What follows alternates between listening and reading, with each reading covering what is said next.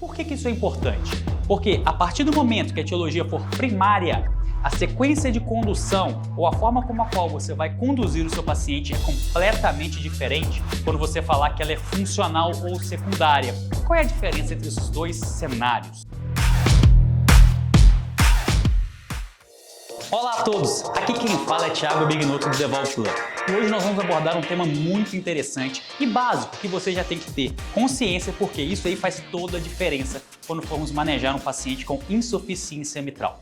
Toda vez que eu falar insuficiência mitral, não basta apenas que você pare por aí. Você tem que dar a informação de qual etiologia nós estamos falando. Por que isso é importante? Porque a partir do momento que a etiologia for primária, a sequência de condução ou a forma como a qual você vai conduzir o seu paciente é completamente diferente quando você falar que ela é funcional ou secundária. Qual é a diferença entre esses dois cenários? Na etiologia primária, o acometimento está no folheto e ou nas cordas tendíneas. Então você pode ter ali acometimento reumático, você pode ter endocardite, você pode ter prolapso. Está direto no folheto e na corda. Do outro lado, o problema não está no folheto ou na corda, mas está no restante do aparato mitral.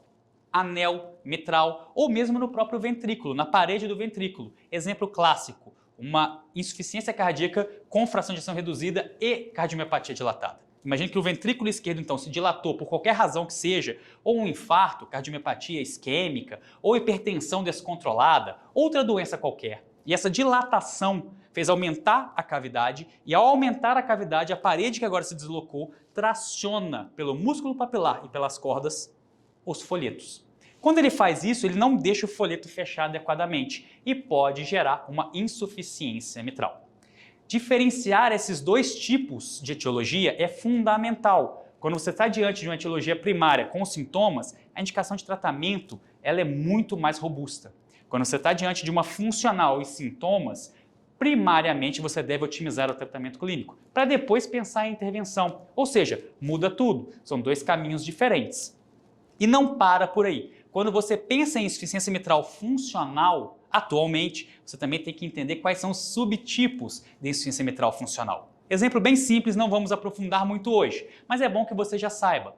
Você pode ter uma situação onde você tem apenas a dilatação do anel mitral. E agora imagine que ao dilatar o anel mitral, a ponta dos folhetos se separem, porque elas são tracionadas no anel mitral. Essa insuficiência mitral, principalmente secundária à fibrilação atrial permanente. A fibrilação atrial ao longo de muito tempo, crônica, ela dilata o átrio esquerdo. Dilatando o átrio esquerdo, você dilata o anel. Se dilatou o anel, você afasta as cúspides e pode gerar uma regurgitação. O outro cenário foi que eu comecei esse vídeo, que é onde você tem uma dilatação do ventrículo esquerdo. Isso aí pode ser simétrico, quando o ventrículo esquerdo todo é dilatado, então tudo é tracionado de forma simétrica, ou pode ser assimétrico. Imagine então que você tem um infarto agudo do miocárdio ocasionado pela oclusão da CX. E aí você tem a parede inferolateral toda necrosada. Só ali. O resto dos segmentos continua normal, continua contraindo bem, mas esse segmento não contrai.